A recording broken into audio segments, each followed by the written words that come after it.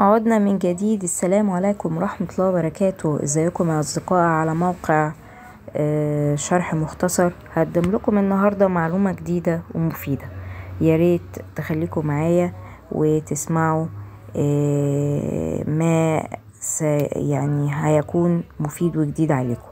النهاردة انا بشرح موقع اسمه امتنان. الحقيقة مش بعمل دعاية للمكان، ولكن بعمل شرح للموقع بتاعهم، ايه نقدر نستفيد من الموقع بتاعهم، وايه الخدمات وايه المنتجات الجديدة اللي بيحطوها على موقعهم.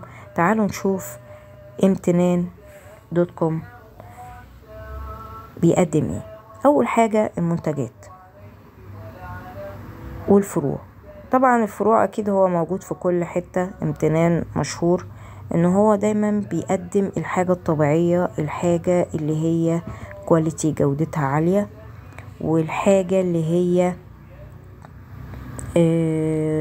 ما تكونش فيها كيميكال، وتكون جودتها كويسة، ويكون سعرها كويس كمان.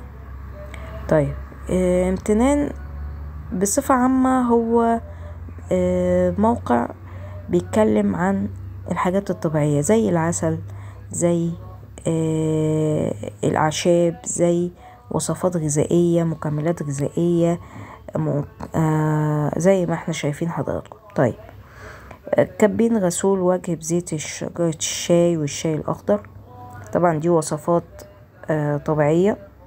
وغسول وجه بصمغ النحل والعسل، غسول وجه بالشوفان والعسل، وزهور الربيع طبعا زي ما احنا شايفين،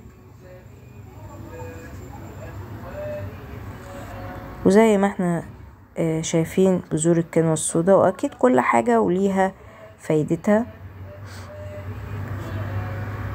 زي ما احنا شايفين منتجاتهم بيتكلموا عن العسل، عسل بأنواعه،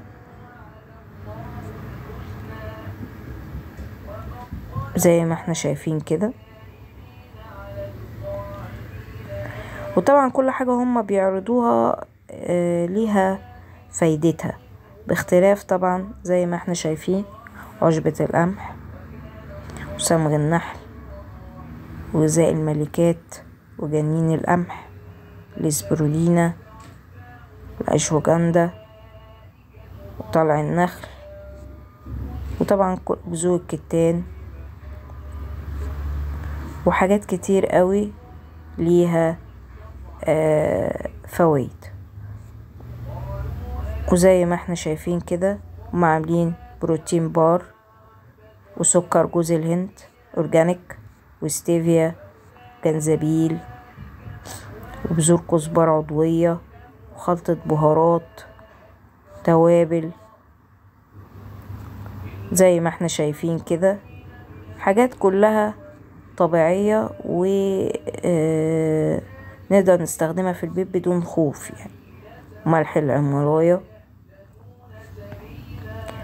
وبذور الكتان، وبذور حبة البركة، وكل الحاجات دي نقدر نستخدمها في بيتنا بدون اي خوف وقلق، لان هما يعني جودتهم عالية جدا. زي ما احنا شايفين اسعارهم برضو معقولة، يعني مش غالية قوي زي ما احنا شايفين حضراتكم. امتنان ده يعتبر جزء اللي هو زي ما احنا شايفين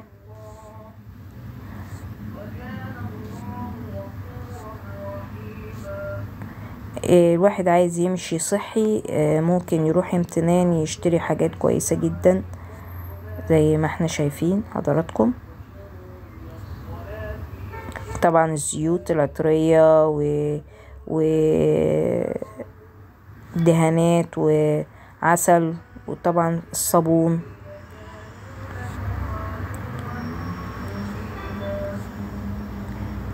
انا بديكم نبذة بس سريعة عن يعتبر عندهم الحاجات اللي هي الطبيعية.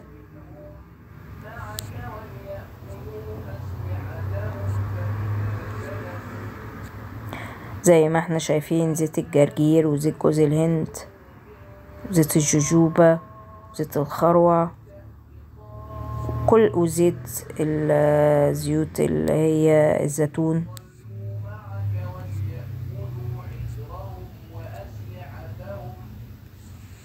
زي ما احنا شايفين حضراتكم.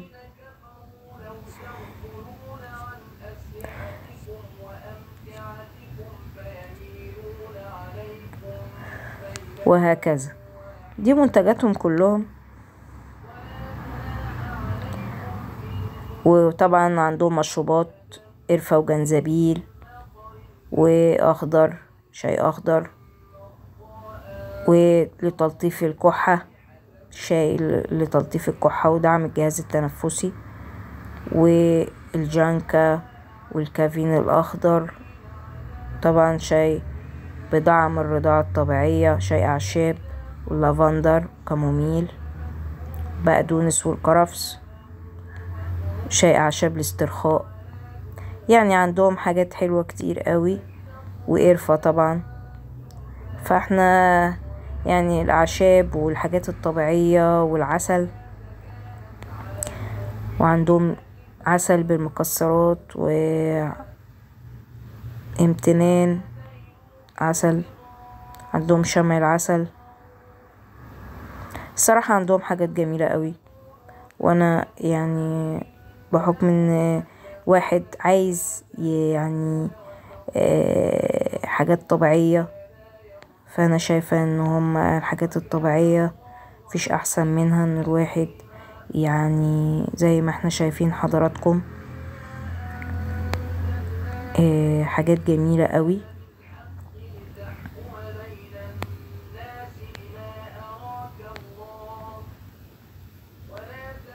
عسل سدر جبلي، ده طبعا معروف انه غالي جدا.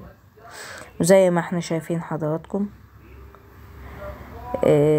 فروعهم طبعا زي ما احنا شايفين الفروع بتاعتهم في كل حتة في مصر. معروف امتنان ان هو فروعهم موجودة زي ما احنا شايفين اسكندرية واسيوط والجيزة والزقازيق والقاهرة. زي ما احنا شايفين حضراتكم القاهرة في كذا حتة. ودي كانت يعني بصة سريعة على موقع امتنان، وهو من المواقع اللي هي بتقدم الحاجات الطبيعية، سواء مشروبات سواء مستحضرات طبيعية من الطبيعة، وسواء يعتبر يعني مشروبات او عسل او توابل او مكسرات او حاجات زي كده، كلها طبيعية وجميلة. وفي الاول وفي الاخر انا بقدم الحاجة اللي تفيد الناس وتفيدني، يعني انا استفدت منها فبقى افيد الناس بيها برضو، لان خيركم من تعلم العلم وعلمه. يعني عرفت معلومة جديدة تقدر تشارك الناس بيها بحيث ان الناس برضو تستفيد بيها وتفرح بيها. فدي حاجة مش وحشة، دي حاجة كويسة جدا ان انت يبقى عندك معلومة كويسة وتقدر تشاركها وتقدر تخلي الناس ان هي تستفيد بيها.